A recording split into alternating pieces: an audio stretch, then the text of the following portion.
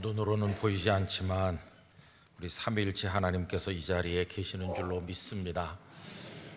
오늘도 2월의 첫 주일 3부 예배에 나오신 여러 성도님들, 또 우리 교회를 방문하여 오신 분들, 지금 여러 부속실에 앉아 계신 많은 성도님들, 또 여러 가지 불편한 중에 영상으로 예배를 함께하는 분들, 한 분 한 분에게 특별하신 하나님의 은혜와 평강이 가득하시기를 바랍니다.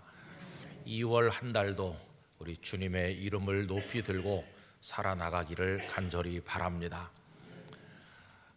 오늘 이렇게 들어오셔서 앉으시는 걸 제가 이렇게 보니까요, 조금 늦게 오신 분들은 좀 당황하시는 것 같아요.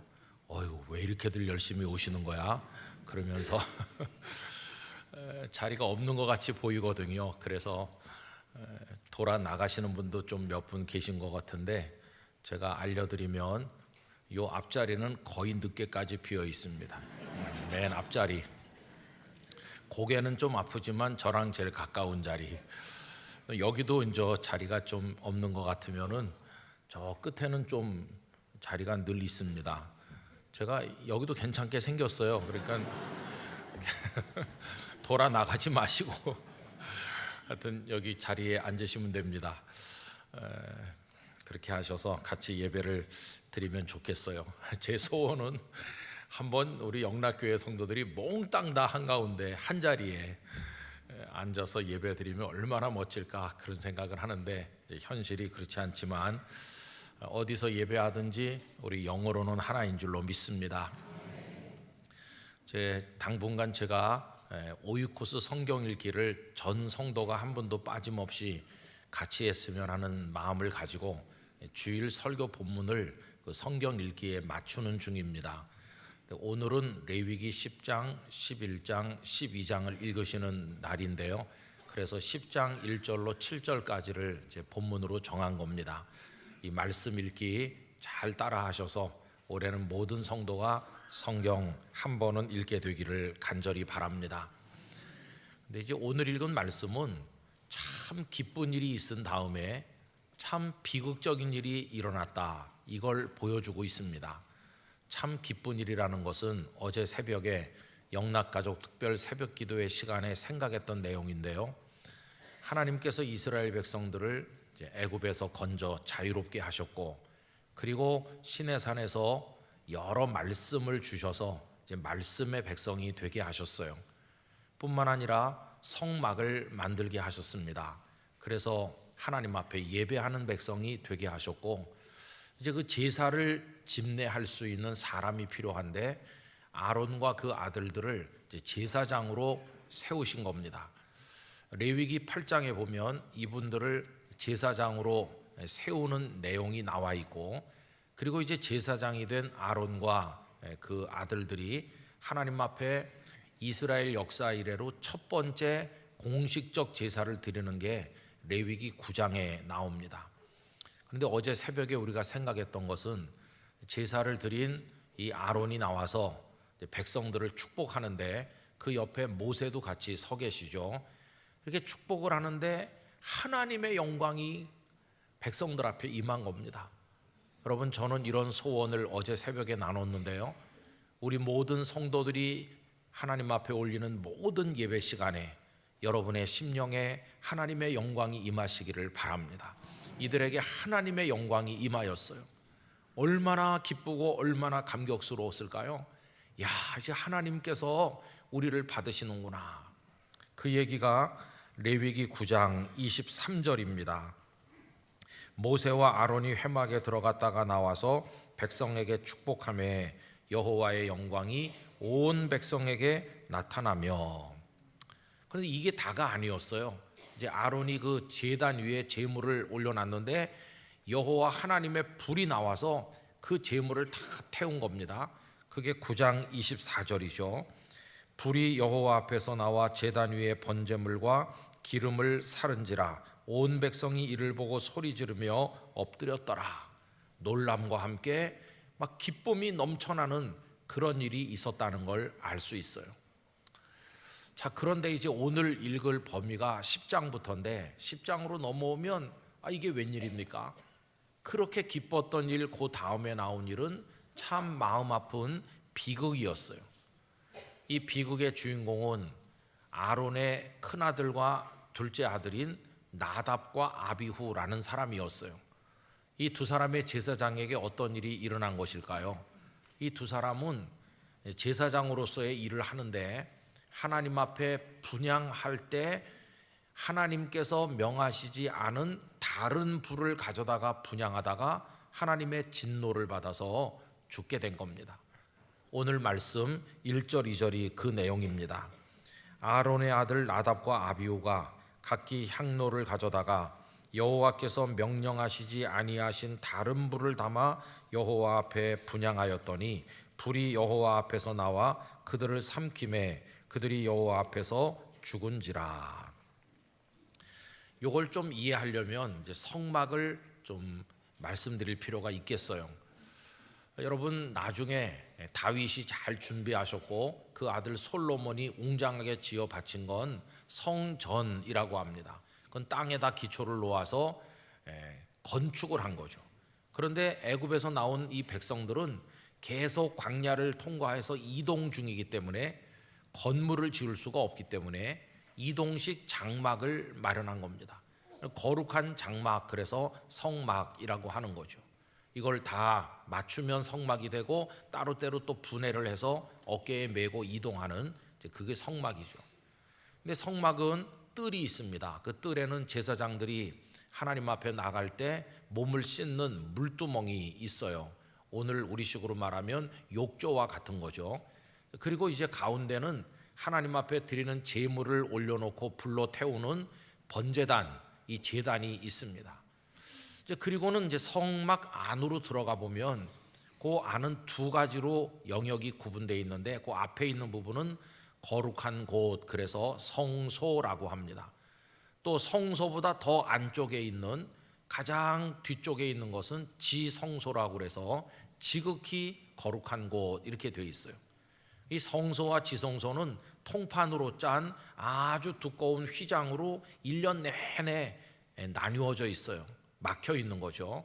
그럼 이 성소에는 뭐가 있을까요?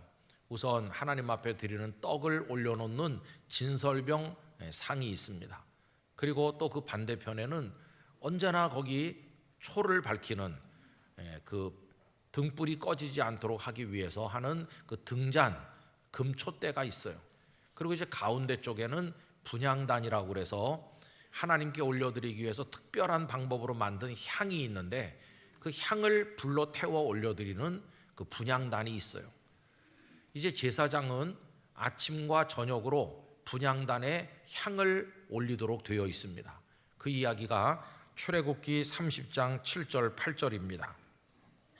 아론이 아침마다 그 위에 향기로운 향을 사르되 등불을 손질할 때에 살을 찌며 또 저녁 때 등불을 켤 때에 살을 찌니 이 향은 너희가 대대로 여호와 앞에 끊지 못할 것이며. 그래서 아침 저녁으로 이제 향을 올리는 거예요.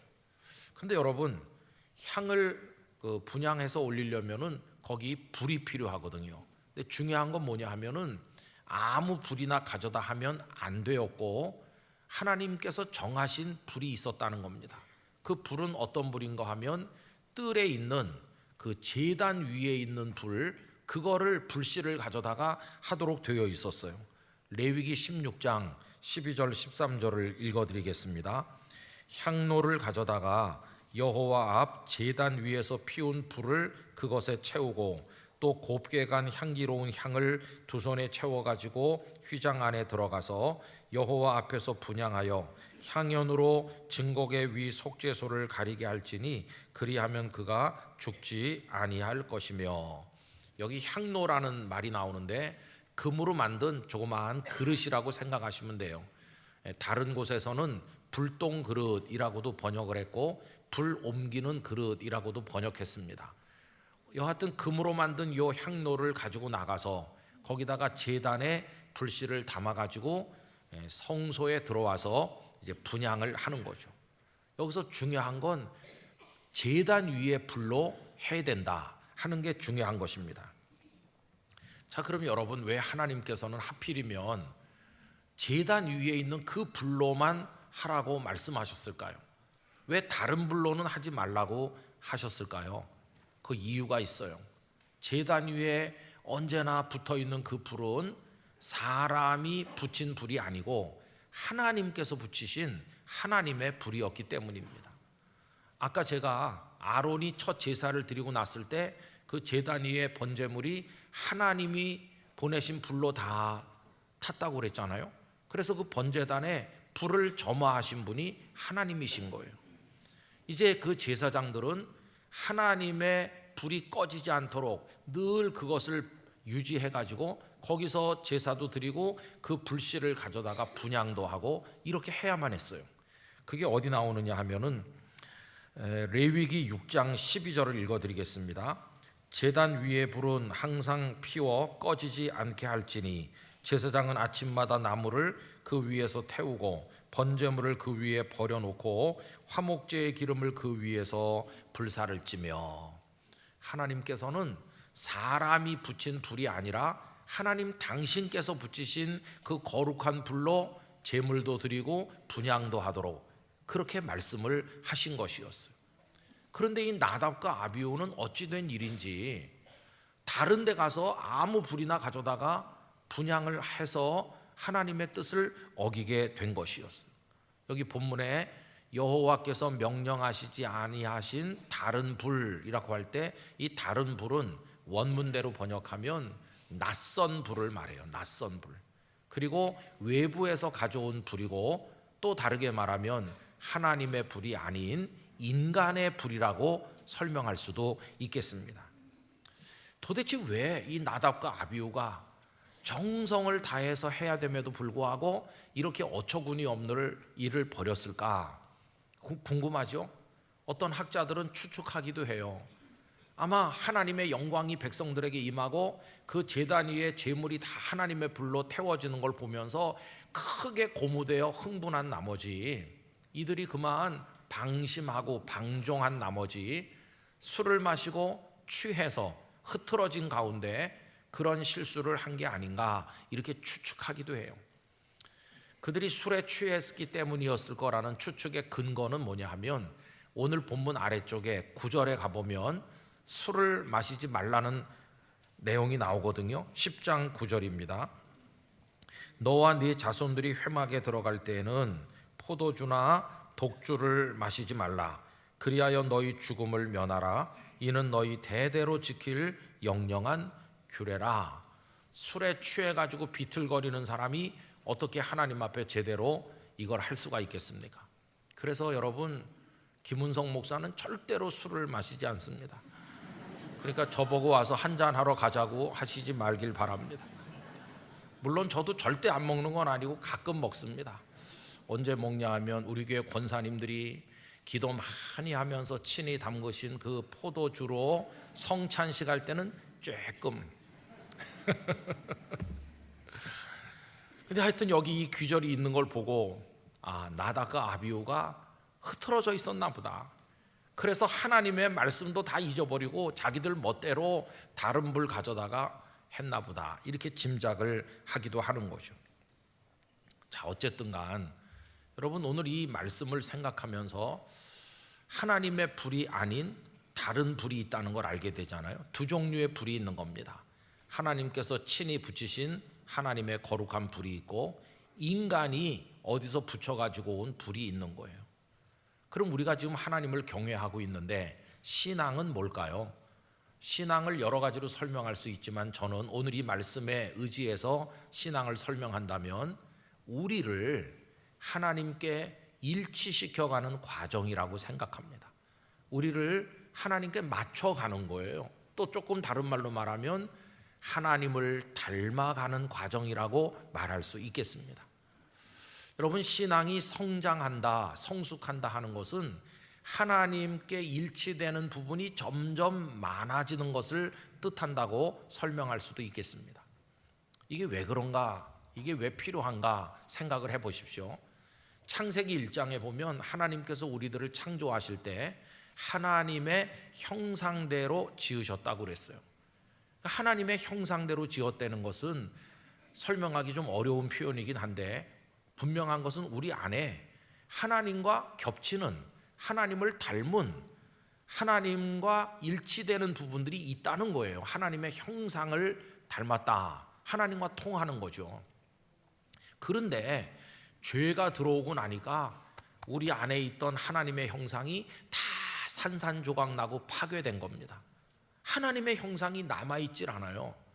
그래서 하나님을 닮아서 하나님과 일치돼야 되는데 하나님의 뜻과 전혀 다른 뜻을 생각하고 하나님이 원하시는 것과는 전혀 상반된 것을 가슴에 품고 살아가고 있으니 이게 바로 죄인된 우리의 모습인 거죠. 하나님의 형상은 다 깨뜨려졌고 더러운 정욕과 세상에 대한 말로 표현하기 어려운 그런 것들이 우리 안에서 불꽃처럼 지금 타오르고 있는 것이에요. 이게 지금 너무도 안타까운 거죠. 그래서 하나님께서는 우리가 하나님과 일치되어 가기를, 하나님을 닮기를 원하시는 겁니다. 하나님은 모든 것의 원형이시고 온전하신 분이시기 때문에 우리를 하나님께로 닮아오도록 말씀하는 거거든요. 그런데 성경에 보나 우리 자신을 보나 어떻습니까? 반대로 튀는 거예요. 꼭 청개구리 같아요. 예를 하나 들면 하나님께서 요나 선지자에게 니느웨로 가서 니느웨 사람들에게 말씀을 전해서 그 사람들이 회개하고 구원받도록 해줘라 하고 말씀하셨잖아요. 그러면 니느웨로 가려면 방향이 이미 정해 있는 건데 어찌된 일인지 요나는 정반대 방향 다시스행 배에 몸을 실었어요. 하나님께서는 물론 니느웨 사람들이 죄인이라는 걸 아셨지만 긍휼과 사랑이 그 마음에 가득 차서 회개할 기회를 주시려는 거였어요. 그런데 요나의 마음속에는 니느웨 사람은 멸망당해야 된다는 증오심만 가득 차 있는 거예요. 사랑의 마음을 가지신 하나님, 증오의 마음을 가진 한 인간, 얼마나 다릅니까?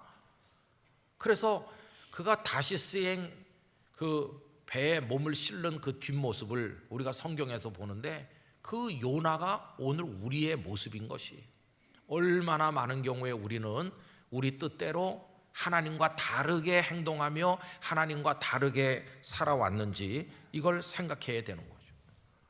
여러분, 신앙의 부흥은 뭘까요? 우리는 그동안 부흥 그러면 공동체적으로 많이 생각하면서 어느 교회에 오는 사람이 많아지면 그 교회가 부흥한대요 이렇게 말해왔는데, 여러분, 신앙의 부흥은 개인에게 적용해서 말하면 하나님과 다르게 살던 우리 자신이 점점 하나님의 말씀과 하나님께 맞춰가게 되는 게 신앙의 부흥인 것이에요. 그런 부흥이 일어나기를 축원합니다. 영락교회를 두고 말하면 이 교회 공동체가 점차 하나님께 우리 자신을 일치시켜 가는 게 더 성숙해지면 그게 영락교회 공동체가 부흥하는 게 되는 것이죠. 그런데 우리는 우리 속에서 그게 잘 안 되는 거예요. 얼마나 그 정욕의 불길이 활활 타는지, 그 인간의 불 그거 이게 꺼지질 않아요. 계속 거기다 기름을 누가 붓는 것 같은데 사탄이 그 불꽃이 꺼지지 않도록 계속 불을 붓고 있는 거예요. 하나님의 불로 해야 되는 건데 이 더러운 욕망의 불로 살고 있는 거예요. 이거 어떻게 하면 좋을까? 여러분, 예수님께서는 우리 것을 다 버려야 된다고 말씀하셔요. 그래야 하나님께 일치되어 갈 수 있는 겁니다. 이거를 예수님은 자기 부인이라고 표현하셨어요. 마태복음 16장 24절을 우리 스크린을 보시며 다 같이 읽겠습니다. 이에 예수께서 제자들에게 이르시되 누구든지 나를 따라오려거든 자기를 부인하고 자기 십자가를 지고 나를 따를 것이니라. 아멘. 자기를 부인하는데 성공하시기를 바랍니다. 우리를 내려놔야 되는 거예요. 나의 생각도 경험도 나의 판단도 나의 어떤 습관적인 모든 것도 다 나를 내려놓고 하나님의 것에 맞추는 거예요. 하나님 앞에서 나는 없어져야 되는 거예요. 그래야 이게 하나님의 불로 살아갈 수 있는 사람이 될 수 있는 것입니다. 여러분, 하나님의 불을 붙들면 우리가 거룩하게 되는 거예요. 이사야 6장에 보면 이사야 선지자가 이제 부름받는 그날, 사명자로 세워지는 그날 하나님의 영광을 체험하게 됩니다. 그냥 간단히 말하면 하나님을 바라보게 된 거예요. 그리고는 큰 충격을 받았어요.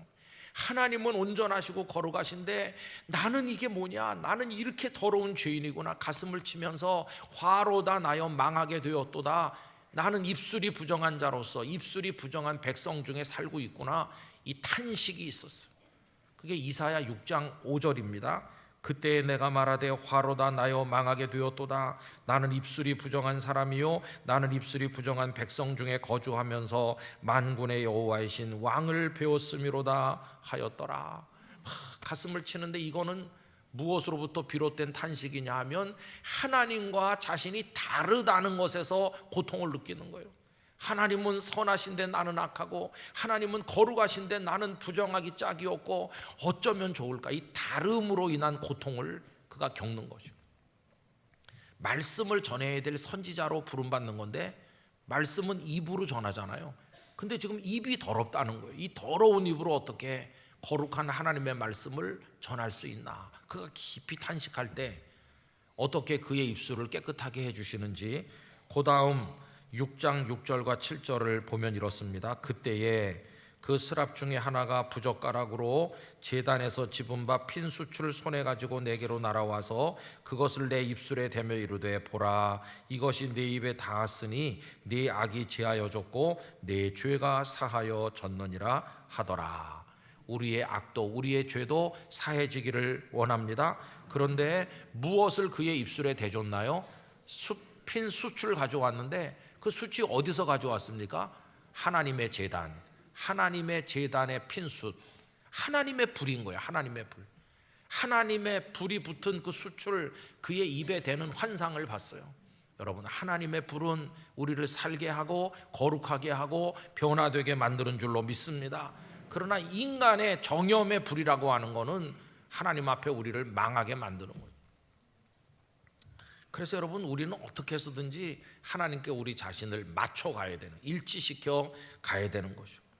근데 그동안 우리 한국 교회는요, 그냥 수가 늘어나는 부흥 같은 데는 관심이 많았어요. 그러나 정말 내 속에 더러운 거 버리고 하나님께 나를 맞춰야 된다, 우리 교회가 그래야 된다 하는 것에는 소홀했어요.